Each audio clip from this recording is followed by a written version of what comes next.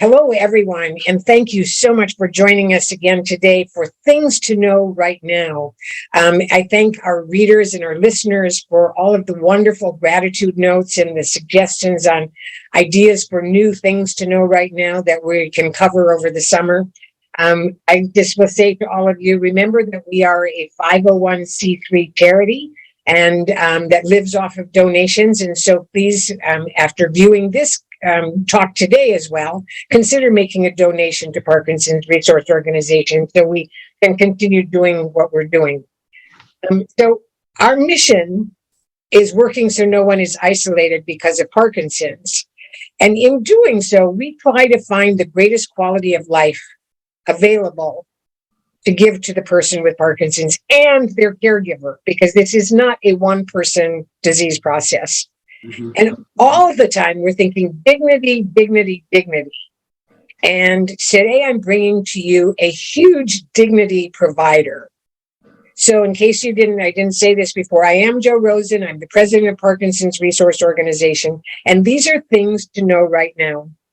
Our Wellness Village on our website is filled with vetted resources of services and products. And today I'm delighted, I'm excited to be introducing you to Randy Schellenberg, who is the president of Comfortek, which is a seating company out of Alberta, Canada. And we've known him since the beginning of the year, and already many of our constituents are already raving about the fact that they have this support and help in their households because of our relationship with Randy. So Randy, let's get started. Tell us a little bit about you and Comfortek seating. And while we're talking, we'll probably have a video going so that the listeners can watch what we're talking about. Thank you so much for taking time to listen to my story. My story begins 5 years ago when an uncle of mine at Christmas asked, Randy, why is it that I can't have breakfast with my wife? Why can't you, was my question. He said, well, she's lost her mobility. She refuses to sit in a wheelchair. I've purchased chairs that are too dangerous. And so today she sits in the living room on a lift chair. I sit on the sofa, and this is the way we have our meals. He said, what you, Randy, don't realize is that, those of us that are seniors today grew up in the 1930s and the 40s. And for us, the kitchen was the center of the home. All we want to do is have a meal together. And we can't do that today because of her limitation and because of the limited strength that I have. And so that started us on a journey in terms of looking at chairs, the function of chairs, the purpose of chairs. And so ultimately we ended up designing a series of chairs from the perspective of the caregiver. And so that's the product that we're looking at in terms of its application for Parkinson's today. But it's literally, our chairs look different because we started from a different perspective, and that perspective is the caregiver. And that is what ends up providing the dignity all the way through. Well, and thank you for saying all of that. Thank you for starting this person, for listening to someone who had a need and you came forth. So in Parkinson's, as it progresses, but even as we age, dignity is this, it's a big word, and we all want it. And we all will continue to want it.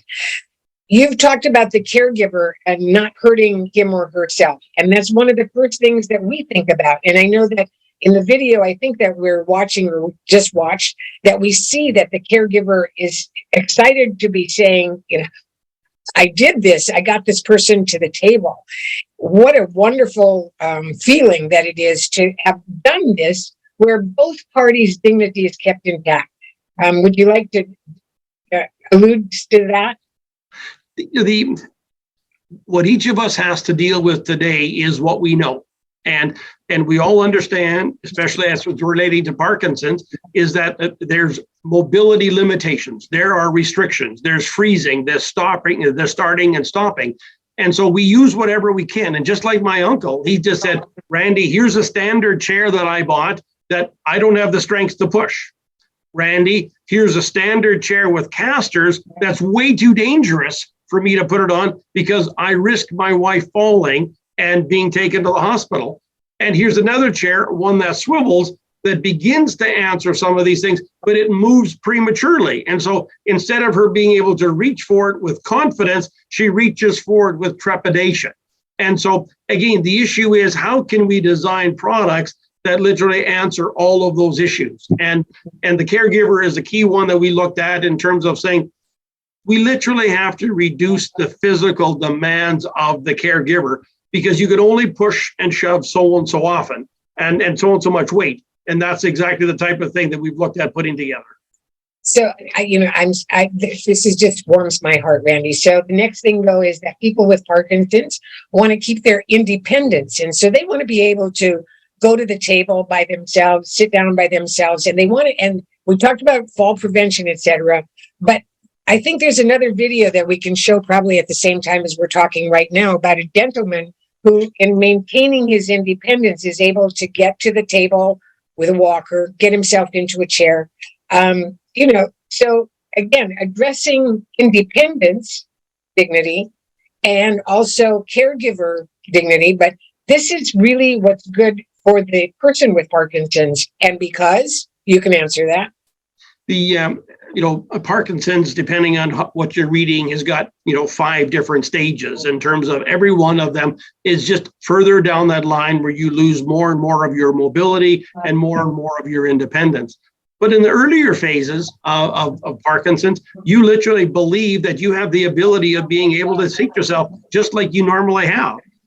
The comments that we get are from typically female spouses who are saying, I've told my husband, do not get seated at the table unless I'm there. And so I'll be in the kitchen preparing food and they get distracted. And before you know it, they're at the table trying to be seated. And the next thing I hear is the thud. When we look at chairs that are working in this manner, we're just saying, weight is your friend.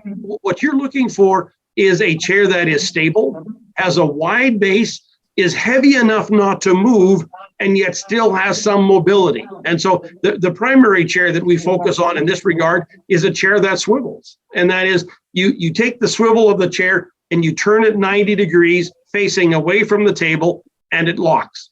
The chair I'm in swivels, but it doesn't lock. And so this chair will move prematurely if I happen to touch it wrong, if my walker contacts it, etc. But when that seat is locked in place, the person in the earlier stages can reach for it, can be seated, and once seated, as long as they physically have the ability, they can trip the lever and move themselves towards a table. If they've got to the point where that coordination is no longer part of something that they can do, the spouse can come along now and do that particular axis of it, etc. And so it is a matter of balancing those things off. The other thing that we've all understood, and it really creates a problem with Parkinson's, is wheels. And that is, we all would think wheels make life easier, but wheels also make things very, very dangerous unless they're used in the right manner.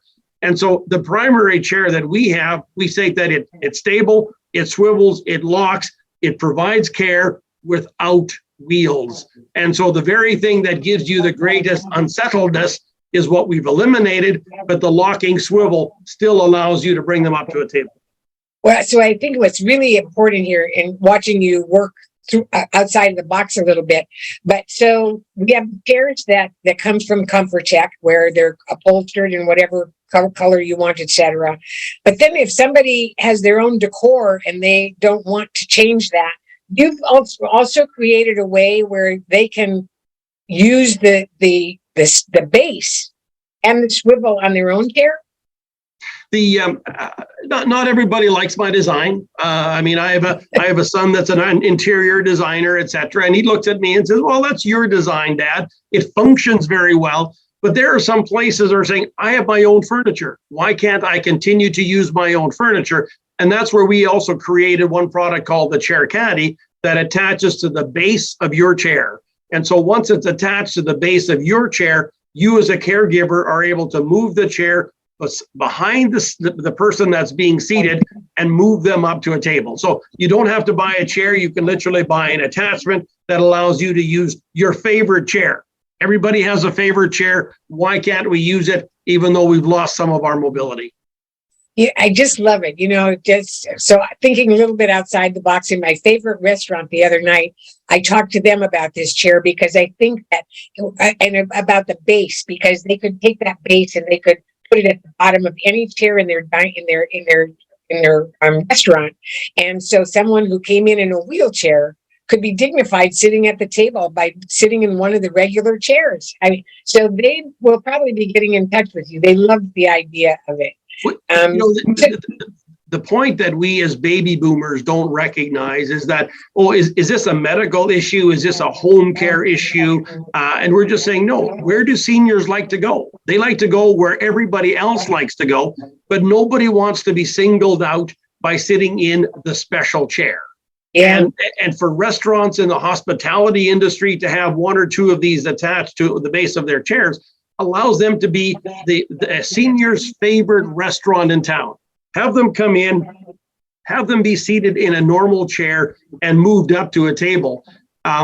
Typically what's going to happen today is a wheelchair is one example, but it's even more common for individuals to use a walker or a rollator. And so many restaurants will say, turn your walker around and sit on your walker. Well, a seat of a walker is 3 inches higher than a normal chair. So I would be up there like this. Well, you can't see my eyes right now. Yeah. And that's exactly the same feeling that somebody in a walker has. And that is, why am I looking down at my friends? What I want to do is be seated on an 18-inch chair where we're all just buddies like the way we used to be, et cetera. And so that element of dignity has so many different facets to it, either from the perspective of the caregiver or from the seated person. How do we make sure that amongst my friends, I'm just a friend, I'm one of the gang sitting together? It's wonderful. I mean, I see so many applications for this that you're going to have a hard time keeping up with your manufacturing after this, because I can see where residential care facilities or care places could use this, restaurants can use this, offices can use this. I mean, there are ever so many places that can use this. You've even created a table that I think is phenomenal called the butterfly table. And I think we have a little video that we can put up for that as well. And the butterfly table, you want to talk a little bit about that? At some point in time in the mobility cycle, a person is just limited to a jerry chair. I mean, there are times in life whereby I no longer have the ability of being able to be assisted to a standing position to sit in a regular chair. So now I am confined to the jerry chair. Well, jerry chairs have a certain construction to them, but I mean, now you have to deal with your torso in terms of saying, where is my head and where my position? And at times, going up to a regular table doesn't work. And so we've got a butterfly table where every leaf of the table can adjust to the height of that one particular person. Occupational therapists and physical therapists tell us that people would be better fed if the table was positioned where they wouldn't spill. But if you're seated down here and the table's up here, and the likelihood is I'm going to spill on myself, I'm just drawing attention to myself in a manner that I don't want. So I will just stand back and I won't participate, etc. So adjust the table, make it dignified for them to say, hey, here's the plate, here's the bowl, this is the way I eat. Why can't we accommodate them in that manner? I just love it. So let's get to the cost of this a little bit. How inexpensive is the Comfortek chair? And let's talk about the retrofit as well, and the butterfly tables. And is any of this covered by insurance because it's necessary? It's medically necessary. The issue of insurance is no. We've approached all of the organizations, and the unfortunate thing that people have right now is that you have wheels on chairs. You have chairs that move. Oh, we already have wheelchairs. And so they look at us in one big package and say, we already have enough of those. And I'm just saying, in time, they will understand what we end up having. The chair caddy is a $350 item. We will size it and send it off to you, and it attaches to your chair. Our chairs range all the way between $700 and $1,500. Our largest chair right now is 30 inches wide, and it carries 550 pounds. If you think you have difficulty moving a regular person or somebody of 150 or 200 pounds, what about somebody of 400 pounds? And so we're able to accommodate them by having them move up to a table.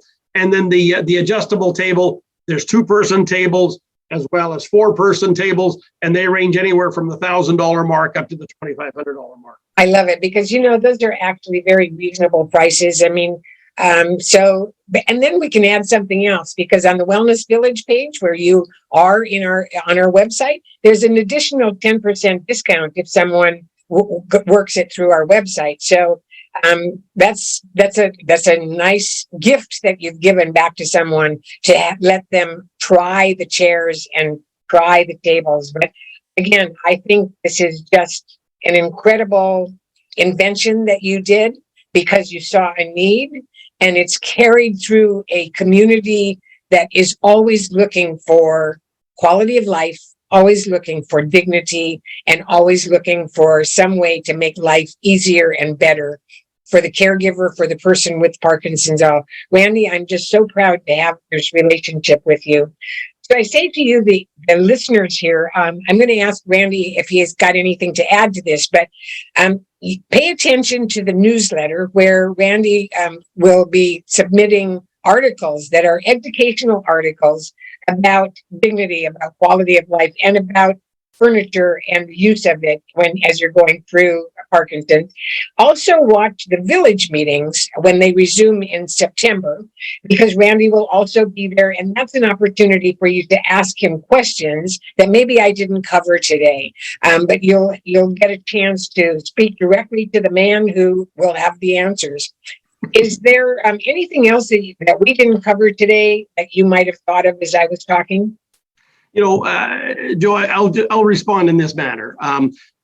We get phone calls every day from individuals that are trying to do their best for a new loved one that's got a new diagnosis.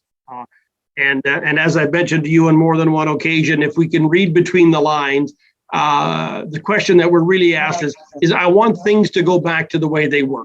Well, we know we can't do that, but what are the things that we can end up doing? And so, for us, the issue is how can we talk to individuals about proactively being safer? And the issue is making sure that we can do everything to prevent falls for the person that has Parkinson's, but then how can we reduce the risk of injury for the person that's providing care? In many cases, the person providing care is also a senior, and they're not as fast or as nimble on their feet as they once were. And so those are the aspects of it. But we really appreciate the partnership with your organization, Joe, your understanding of our product, and I'd be more than happy to participate in any conversation you have with some of your guests. Oh, thank you so very much. So I guess then what we'll say is I'm going to thank you from the bottom of my heart for the relationship, for being able to give to our community the way that you and I together can. And I guess, audience, I'm going to say to you, until the next things to know right now, we have a friend, John Kabat-Zinn, if any of you know of who that is. And he said, you can't stop the waves, but you can learn to surf. And so that's really what we've done today in giving you this information. Let's keep surfing forward. And this is Comfortek. This is Randy Schellenberg. And this is Joe Rosen saying thank you until the next time. Bye-bye. Thank you so much.